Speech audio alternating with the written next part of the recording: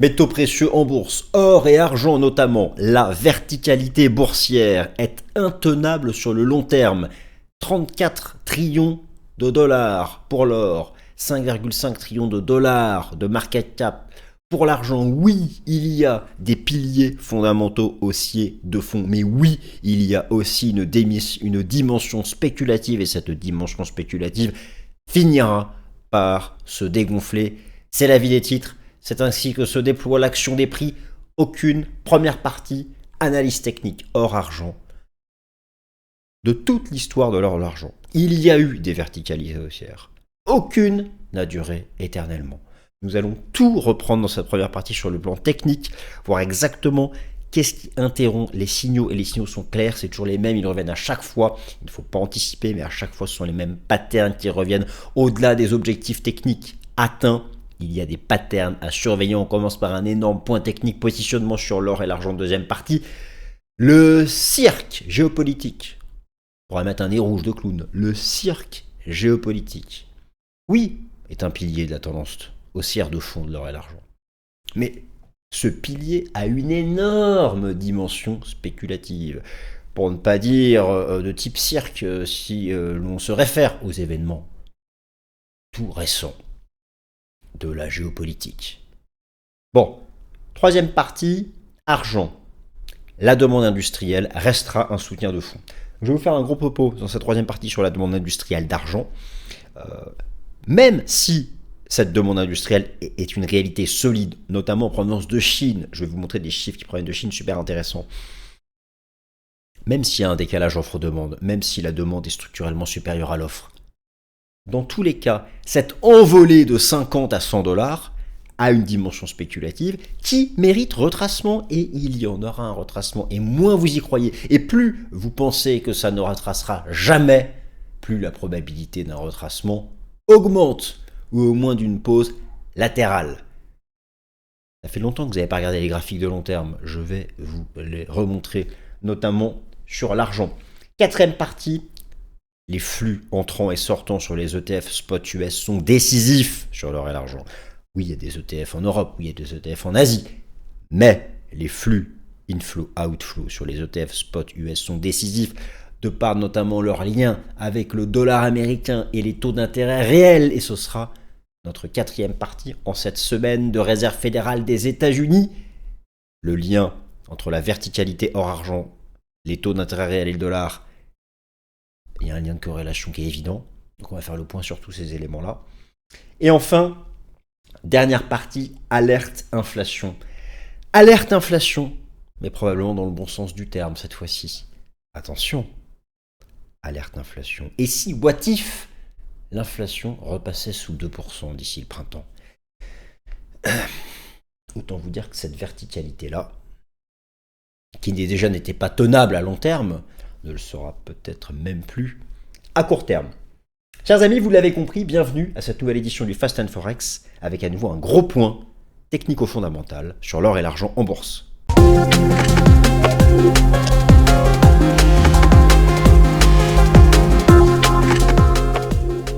Cette émission vous est présentée par Swissquote. Le contenu de cette vidéo ne constitue en aucun cas un conseil financier. Merci à tous.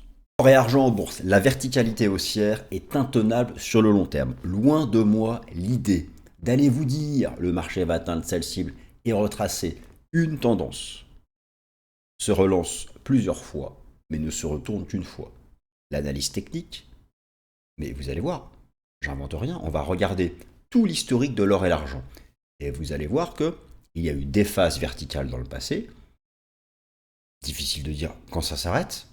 Mais vient le moment, vient la séance, la semaine, probablement souvent un signal weekly, où un signal de stop est donné. Alors derrière un range ou un retracement, mais voilà, donc l'idée en fait c'est de suivre la tendance haussière jusqu'à ce qu'un signal technique soit donné de pause dans cette tendance haussière. Alors, est-ce que le niveau des 5000 dollars sur l'or, est-ce que le niveau des 100 dollars sur l'argent, deux chiffres ronds, mais aussi des objectifs de cours techniques, c'est ce que nous allons voir ensemble, seront-ils le moment de marquer une pause, sachant que il y a une dimension spéculativo-géopolitique. La géopolitique n'a jamais été un facteur de soutien central pour l'or. Je vais vous les remontrer, les facteurs de soutien. D'un point de vue des piliers de fond, la géopolitique a une dimension spéculative. Alors, on pourrait même dire, c'est un peu le cirque, hein, c'est de la clownerie, hein, si vous prenez les événements récents. Bon.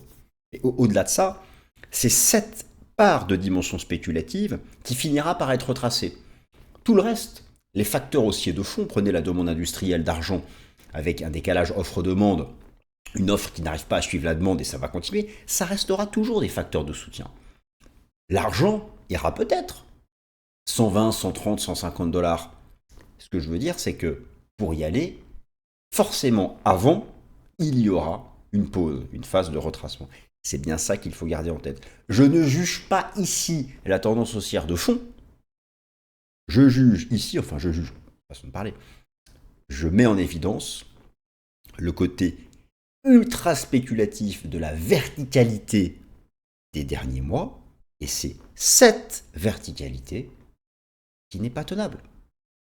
Et à partir du moment où vous allez voir lire ci et là, cette verticalité sera infinie, elle ne s'arrêtera jamais, soyez certains, elle s'arrêtera. Métaux précieux et la verticalité boursière est intenable. Alors, au-delà de tout ça, on va quand même regarder les choses précisément sur le plan technique, pour que ce soit un minimum intéressant. Et vous allez voir en fait que ce qui est super avec l'analyse graphique, c'est qu'on a tout l'historique. Je parle aussi beaucoup de fondamentaux dans cette vidéo. Donc 34 trillions, 5,5 trillions de dollars, voilà, l'or et l'argent ont dépassé le PIB des États-Unis et sont plus capitalisés que n'importe quel des Magnificent Seven. Donc là, je vous remonte les données. Hein. L'or est à 35 trillions, l'argent quasiment à 6 trillions. Le PIB américain est à 30 trillions de mémoire, de dollars, 30 000 milliards de dollars, 30 trillions, 30 000 milliards de dollars. Ça en fait de l'argent. Moi je dis, juste un petit milliard, on est bien. Enfin, même un petit 10 millions, on est content. On est en rente à vie, en retraite à vie. Vous savez, même je pense qu'un petit 2 millions de dollars, on est aussi en rente à vie. Mais bon, c'est pas le sujet. Le sujet, c'est que l'or et l'argent, bah voilà, vous avez derrière Nvidia, Alphabet, voilà. Ça permet de voir où ils en sont. Alors, il y a des justifications fondamentales à ça, mais ok. Donc, analyse technique, XAU, XAG, les verticalités haussières se sont toujours terminées. Je ne dis pas que ça se termine en janvier. Peut-être, on va voir, on va regarder. Mais elles se sont toujours terminées. Donc, la tendance est là. Il faut l'accompagner, mais il faut avoir conscience de ça. La géopolitique est un pilier haussier de fond, mais à une dimension spéculative. Argent, la demande industrielle va rester un soutien haussier de fond. La demande financière des ETF spot US est décisive. Les traders institutionnels sont bêchés sur le dollar. Alors attention, c'est la Fed ce mercredi 28. Bien sûr que le dollar a un rôle. L'or et l'argent se sont valorisés, et sont, pas que dans toutes les monnaies, mais énormément en dollars, parce que le dollar est faible. Et attention aux taux d'intérêt réels qui vont remonter avec le recul de l'inflation. Ne vous fiez pas aux chiffres de l'inflation. La semaine dernière, ça a été confirmé à 2,8 le PCE, ce sont les chiffres d'octobre-novembre. Moi, je vous dis que là, l'inflation temps réel est en train de chuter. L'inflation temps réel chute fin janvier. Donc, elle sera dans le PCE de janvier. Le PCE de janvier est publié en mars. Alors, chers amis, êtes-vous dans la team hausse en ligne droite à 150 dollars pour l'argent et hausse en ligne droite à 10 000 dollars pour l'or? Ou êtes-vous dans la team que le retracement est plus proche de nous que la phase de verticalité dans son infinité? Bon, alors, plusieurs choses à voir ensemble. Des objectifs techniques majeurs ont été atteints, me direz-vous, c'est pas compliqué. Lorsque nous sommes en price discovery, chaque jour voit un nouvel objectif atteint. Tout de même, certaines proportions ont été atteintes, je vais vous montrer ça. Jusqu'à présent, je l'admets, hein. À chaque fois que l'or et l'argent atteignent un objectif majeur, ça passe comme dans du beurre. 5 000 dollars, 100 dollars, au-delà des chiffres ronds, ont été traversés. Alors, nous verrons à la clôture mensuelle. Ces niveaux seront probablement retracés au premier trimestre de cette année. Il n'empêche, leur premier test les a vus passer comme dans du beurre. Nous allons regarder cela, les objectifs qui ont été atteints. Et puis, on va parler donc du passé avec toutes ces verticalités haussières qui ont toute une fin, et je vais simplement prendre le graphique historique de l'or et le graphique historique de l'argent, mais surtout de l'or. Vous allez voir que ce sont des patterns qui indiquent la fin d'une verticalité. Des patterns, pas besoin d'avoir 6 mois de patterns, vous allez voir, parfois quelques séances suffisent des configurations graphiques en données journalières ou en données hebdomadaires, des choses intéressantes. Et puis, il y a bien sûr, à cela s'ajoute le positionnement institutionnel. Je vais trop vite.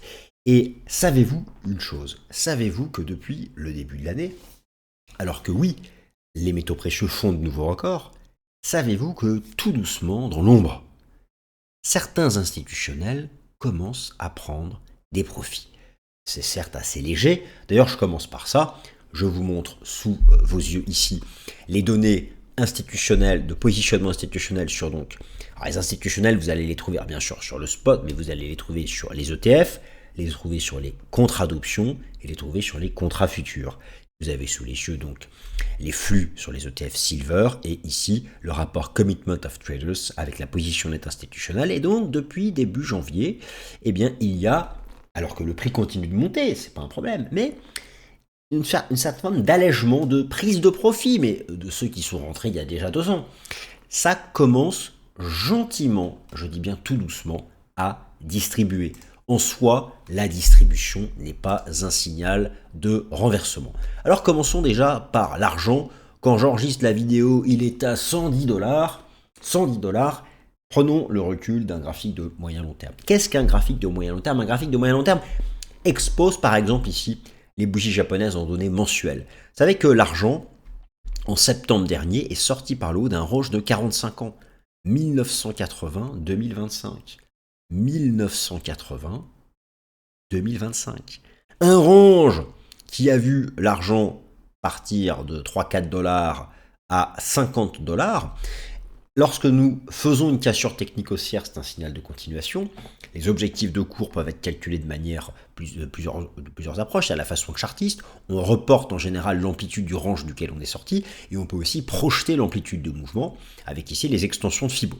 Et donc effectivement le 1 pour 1, 95-100 $, qui était l'objectif technique naturel, atteint, pulvérisé. Alors, je ne dis pas qu'il ne va pas être intégré, mais encore une fois, il y aura le retracement. Soyez-en convaincus. On en reparle dans un an. Il y aura le retracement. Je ne dis pas qu'on revient à 50, ce qui est d'ailleurs très possible, mais pas forcément cette année d'ailleurs. Mais il y aura un moment ou un autre. Alors, peut-on exclure de tels rejets? Probablement, les fondamentaux ont changé. Et j'arrive plus loin dans la vidéo avec les fondamentaux industriels de l'argent. Mais il y aura des pauses, des retracements. En tout cas, incroyable, donc l'or et l'argent, des targets ont été atteintes. Maintenant, l'enjeu, je suis sur un graphique en données mensuelles, l'enjeu déjà est de voir est-ce que le mois de janvier va avoir une clôture au-dessus des 100 $. Allons-nous faire le breakout à la clôture mensuelle? Ensuite, l'or, vous savez qu'il est donc, ici je suis donc sur une échelle logarithmique, l'or est dans une vague 5 étendue, ou peut-être dans une vague 3, dans un décompte qui verrait une 1-2-1-2, alors c'est possible, parfois on a un dénombrement complexe comme ça de la vague 2, des 2 premières vagues, en 2 fois la configuration 1-2-1-2, peu importe, les targets sont les mêmes. Alors, l'or a atteint le nombre d'or, oui. L'or a atteint le nombre d'or. Le nombre d'or, qu'est-ce que c'est? C'est 1,61,8. Le nombre d'or, c'était la target majeure de cette vague 5, c'est-à-dire projeter l'amplitude du bas de la 1 au sommet de la 3 en partant du bas de la 4. Je projette une amplitude du bas de la 1 au sommet de la 3 au bas de la 4. Les extensions sont ici en pointillé rouge. Et la projection de 1,61,8 de tout ce mouvement en partant de là, le nombre d'or, nous donnait donc cette cible naturelle à 4 900 $. Donc, vous avez 95 et 100 $ sur l'argent, atteint pulvérisé comme dans du beurre, et sur l'or, 4 900, 5 000 $ atteint pulvérisé comme dans du beurre. Sachez par exemple que la banque américaine la plus optimiste, alors elles passent leur temps à revoir leurs objectifs de cours, mais Goldman Sachs est la banque américaine qui fixe la cible la plus élevée pour 2026, même pas pour janvier, pour d'ici la fin de l'année, à donc 5 400 $. Alors, lorsque vous regardez effectivement donc des indicateurs de momentum comme le RSI, on arrive au contact de zones extrêmes, nous sommes d'accord, l'argent même aurait encore donc de l'upside. Je reviens ici sur une échelle normale. le marché, alors, tendance se relance plusieurs fois, mais ne se retourne qu'une fois. Nous allons regarder, prenons l'exemple de l'or. Prenons l'exemple de l'or. Prenons l'exemple de l'or, l'or qui a donc un historique très clair, on va se le prendre comme ça, graphique de long terme. Il y a eu dans l'histoire de l'or beaucoup de phases comme ça d'avancée. Et puis donc des phases, à un moment, ces phases se sont terminées. Par quoi? Je vais zoomer sur ce qui s'était passé ici en 2011. Que s'est-il passé? Que s'est-il passé? Vous avez donc eu ici en 2011 la fin, donc en septembre 2011, de cette tendance haussière, ensuite la création d'un long range, et puis une sortie par le bas. En septembre 2011, en données hebdomadaires. Bon. Allons voir ce qui s'était passé donc, en données journalières en septembre 2011. Et là, vous la reconnaissez. Elle est là devant vous. Que voyez-vous? Là figure une des plus célèbres figures de configuration de renversement baissier. Une configuration de renversement baissier, mais un stop à une tendance haussière. Vous reconnaissez le double top. Un top, deux tops, ligne de coup là, cassure de la ligne de coup le 22 septembre, et donc le 22 septembre 2011, vous aviez le signal de la fin de 10 ans de hausse. Et cette pattern a mis, vous voyez, 2 mois à se construire. C'est ça qui donnera un signal de retracement. Le signal de retracement peut être indiqué donc par ce type de pattern. Elles peuvent durer plus ou moins longtemps, mais nous aurons un moment ou un autre un signal, ou cela peut être une vraie semaine. Ça peut être par exemple, je vais repasser ici sur les bougies en données hebdomadaires, ça peut être une semaine, par exemple ici vous aviez une semaine hyper rouge de cassure d'avalement que vous n'aviez pas vu depuis très longtemps. Prenons par exemple, ou encore la fin de la poussée haussière ici qui avait eu lieu en août 2020. Ce fut là aussi donc une structure d'avalement de la dernière bougie en données hebdomadaires, et donc derrière une phase de retracement. Alors notez que le marché était venu rechercher plus ou moins les mêmes niveaux. Voilà. Donc la fin de ces phases d'avancée, la fin d'une phase d'avancée comme ça aussi puissante que l'on voit donc sur l'or et l'argent, seront indiquées par des patterns. Alors là, la force est telle qu'il va falloir se contenter d'une pattern journalière. Mais dites-vous bien une chose, c'est que l'empilement de ces séances haussières comme ça n'aura qu'un temps. Je veux dire juste une chose. Est-ce qu'il est crédible, par exemple, est-il crédible de viser 500 $ sur l'argent? Je vais vous répondre même pas graphiquement. C'est pas crédible. C'est pas crédible. L'argent capitalise actuellement 6 trillions de dollars. Un argent à 600 $, 6 x 6, 36 trillions de dollars. 36 trillions de dollars. C'est plus que le S&P 500. C'est 2 fois et demi, 3 fois tous les GAFAM réunis. C'est impossible. C'est impossible. Ça produit rien, l'argent. Alors, ça a une division industrielle, mais ça produit rien. Ça ne verse pas de dividendes. Ça peut pas. 36, c'est plus que le PIB américain. L'argent ne capitalisera jamais plus que le PIB américain. Donc l'argent ne peut mathématiquement pas aller à 600 $. Il peut aller à 150. Peut-être 200. Mais, croyez-moi, s'il doit aller chercher ses objectifs, d'abord, il retracera. Voilà, chers amis, eh bien nous continuons donc ce Fast and Forex. Nous allons parler de l'argent. Nous allons parler encore de l'argent, et notamment de sa dimension industrielle. Alors, je continue. La géopolitique est un pilier haussier qui a une dimension spéculative que n'ont pas les autres piliers haussiers de fond. C'est cette dimension spéculative qui peut se dégonfler à tout moment. Alors déjà, je vous remontre les principaux facteurs de la demande d'or. Bien sûr, la demande d'investissement à travers les ETF qui est majeure.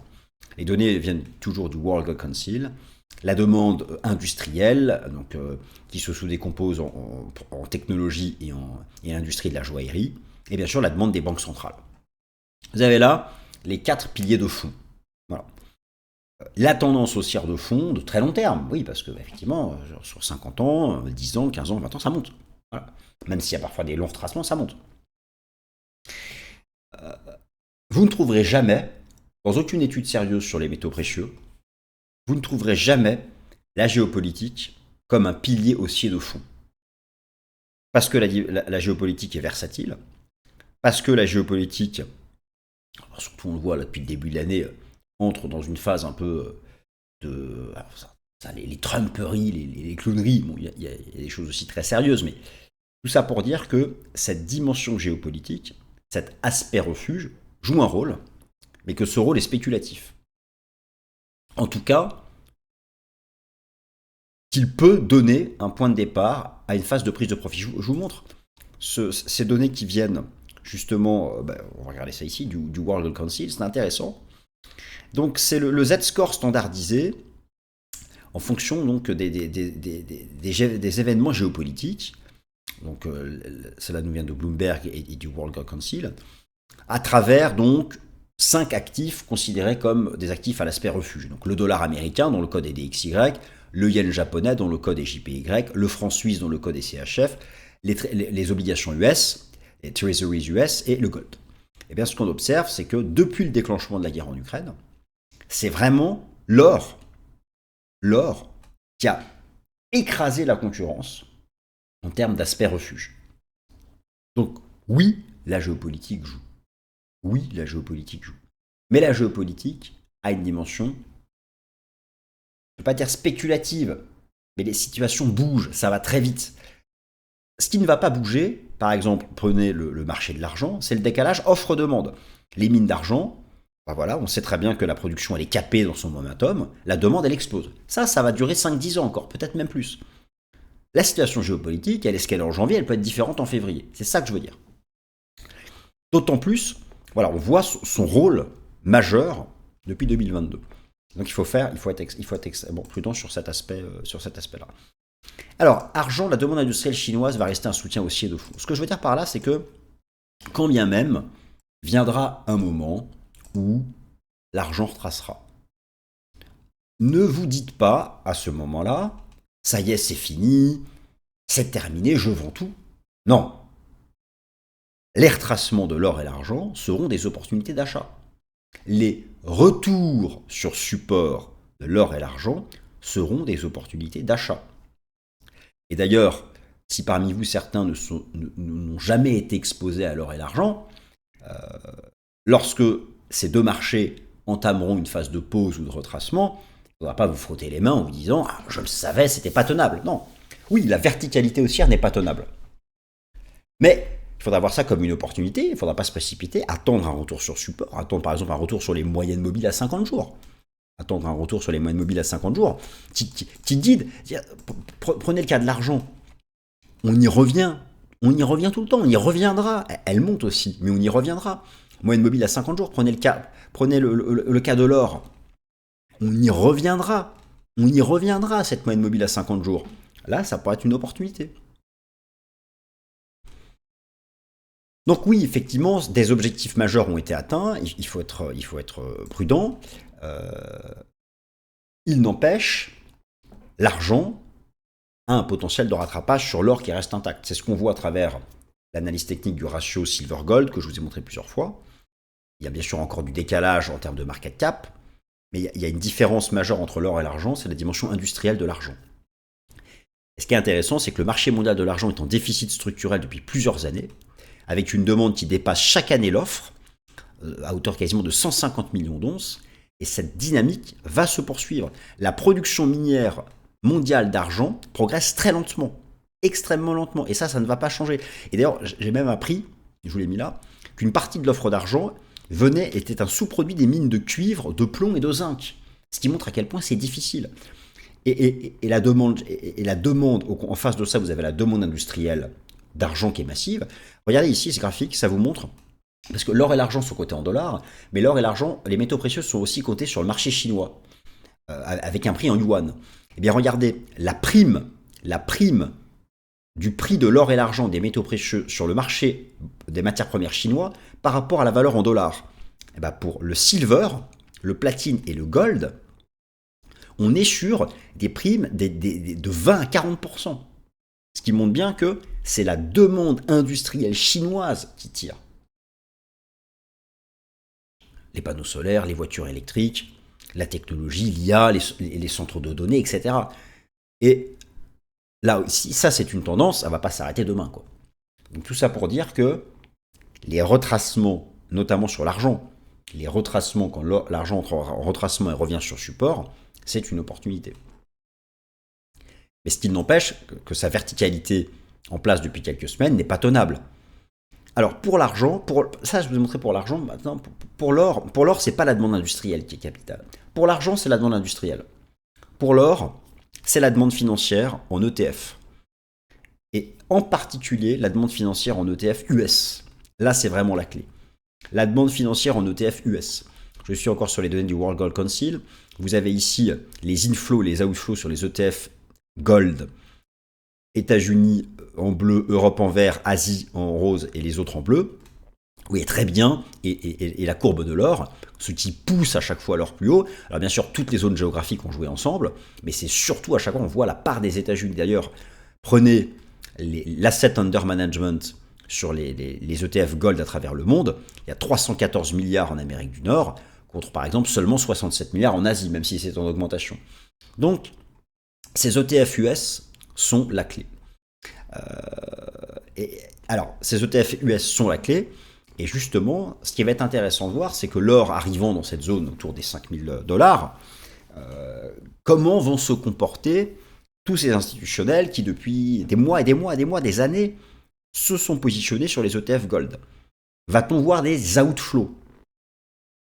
Cette donnée, alors elle est mise à jour une fois par semaine, il faut être patient, souvent avec un décalage de 3-4 jours, et donc nous verrons. Nous verrons si on observe des outflows. Mais si vous voulez, tant que vous n'avez pas là de retournement là, sur ce flux-là,